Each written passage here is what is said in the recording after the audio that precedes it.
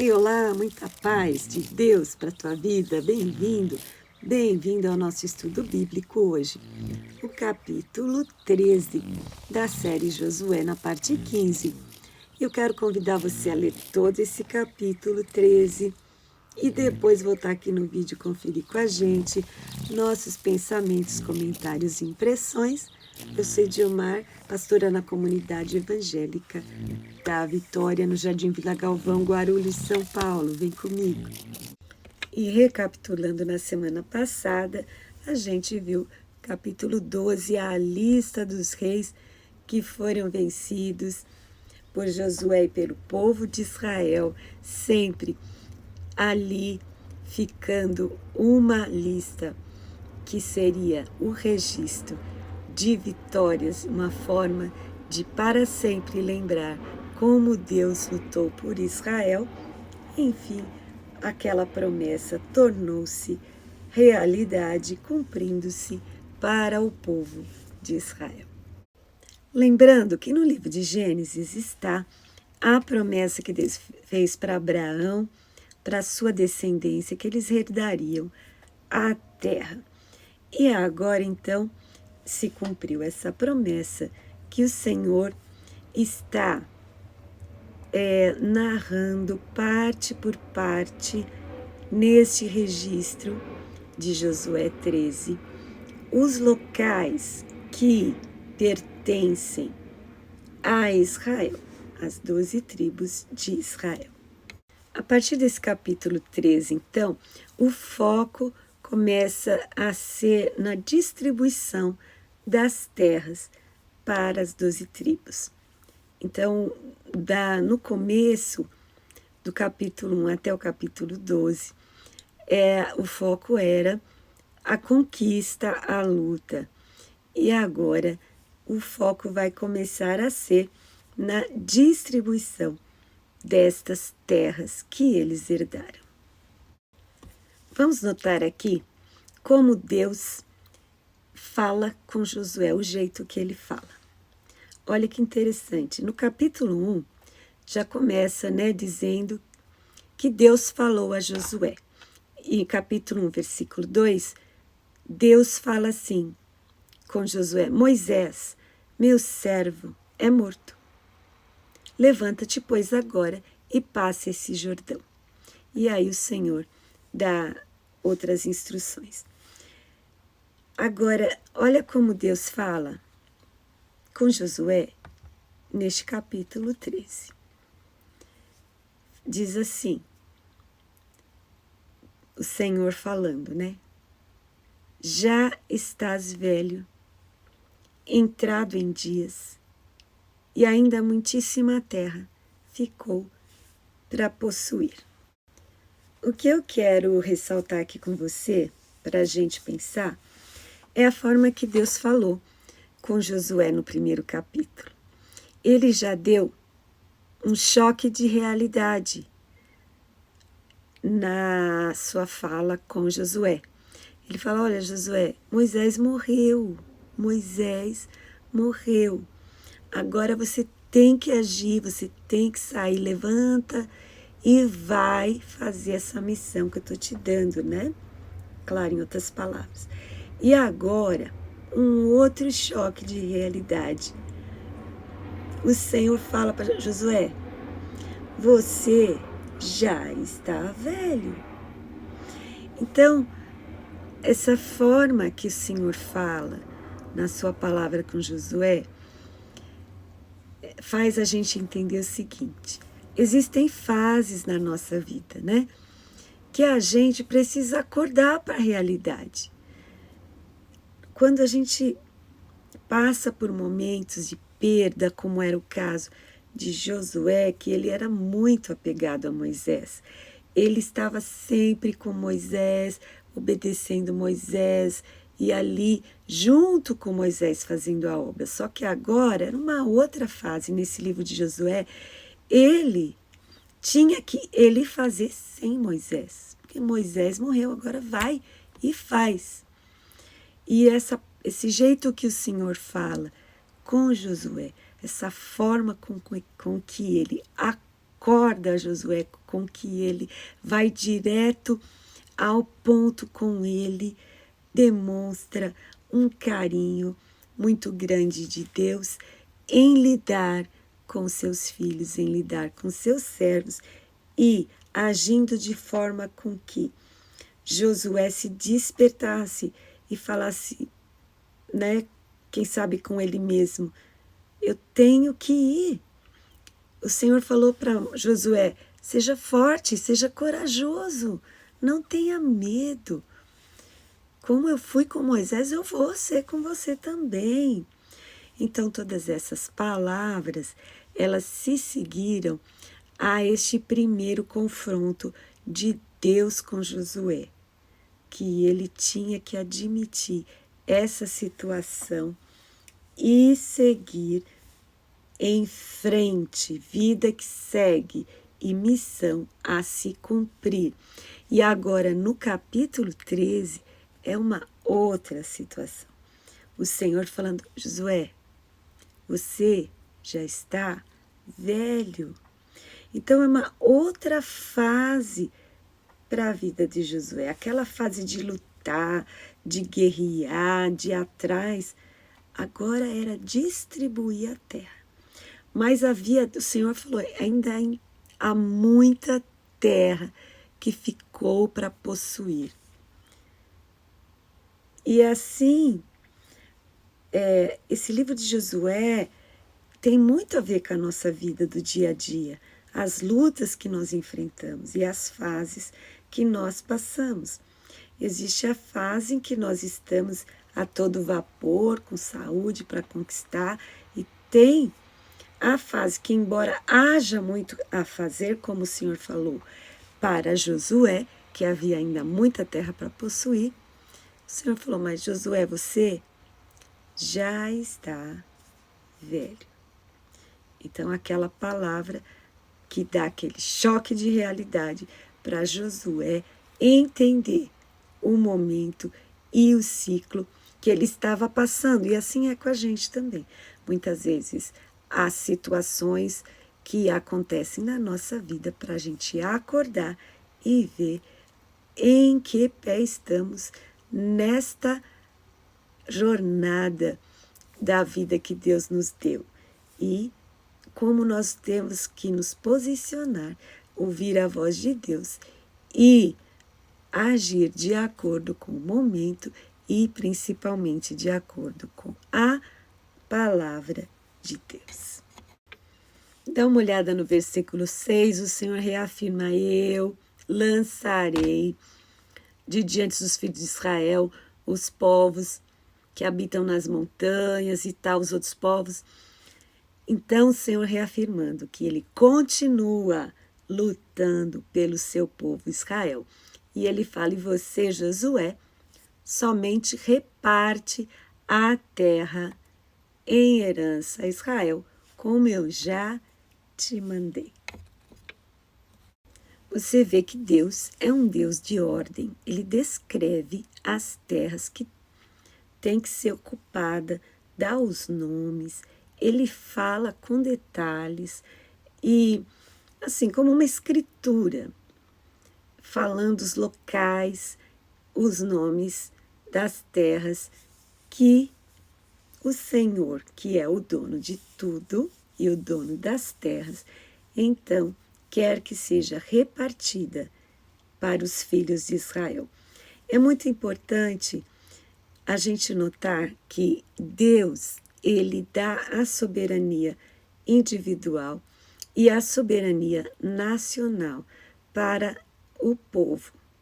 Então, é importante o possuir a terra, é importante você ter um endereço, você saber que aquele pedaço é você que manda, porque Deus deu para você mandar, para você possuir, para você conquistar e para você se deleitar nos frutos dessa terra, que era o caso, a terra ali de Canaã, que é chamada terra que mana leite e mel, um local de muitas delícias, e que o Deus estava fazendo o povo possuir e registrando os locais que pertencem a Israel. Aqui no versículo 13, Josué 13:13, diz que os filhos de Israel não expulsaram os jesureus, nem os macateus. Então aqui fala que eles continuaram ali, morando naquele lugar. Se você analisar mais para frente, na palavra de Deus, em 2 Samuel 3:3, fala que Davi casou com uma princesa de Gesur e essa mulher foi a mãe de Absalão. E Absalão retornou para Gesur e usou aquele lugar como um lugar de um ponto onde ele se usava para ser contra o seu próprio pai. Então a gente vê que no futuro essa ação teve uma consequência negativa. E também, nesse lugar onde eles não expulsaram as pessoas ali que tinham que expulsar, mas lá na frente houve uma rebelião, uma pessoa que se rebelou contra Davi, né? E aí ele fugiu para se refugiar numa dessas cidades. Isso está em 2 Samuel 20, 14 e 15. Então, esses povos que não foram expulsos lá na frente causaram situações que muitas vezes prejudicaram o povo de Israel. Que tem isso a ver com a gente? Muitas vezes a gente deixa para lá alguma coisa em que a gente precisava resolver, precisava ter tomado uma atitude e fatalmente com o passar do tempo aquilo se volta contra nós. Então, todas essas situações a gente tem que tomar como inspiração e exemplo para que isso não aconteça. A tribo de Levi foi escolhida para ser a tribo de onde saíram os sacerdotes. Os sacerdotes precisavam ser dessa tribo e eles tinham o grande privilégio de estar servindo a Deus no tabernáculo e depois no templo. Eles eram os responsáveis em apresentar os sacrifícios no templo. Os trabalhos no templo eram cargo da tribo de Levi, os trabalhos também até de tocar as músicas, os instrumentos. Então, de onde vem hoje em dia muitas igrejas usam o termo que os músicos são levitas, né? Se remetendo a este momento em que a tribo de Levi era a tribo de sacerdotes. E no versículo 14, a tribo de Levi, aqui está citado que a tribo de Levi não é para ter herança nessas terras. E é muito lindo que é salientado aqui, né, no final, que a herança dos filhos de Levi, né, da tribo de Levi, é o próprio Senhor Deus de Israel. É muito forte e é muito profundo. Essa tribo era de onde saíam, como eu já falei, os sacerdotes, né? E só eles poderiam, por exemplo, carregar a arca do concerto, que era onde estava a presença de Deus. Só quem era sumo sacerdote poderia entrar no local do templo, do tabernáculo, que era chamado Santo dos Santos, em que ali estava a presença de Deus. E é um grande privilégio. Eles, de todas as outras tribos, eles só que poderiam fazer parte desse sacerdócio. Então, é muito forte e é um mistério. A herança da tribo de Levi é o Senhor Deus de Israel. 1 Pedro 2, versículo 9, o apóstolo Pedro fala algo muito especial sobre aquele que está em Cristo, que é nascido de Cristo, que acredita.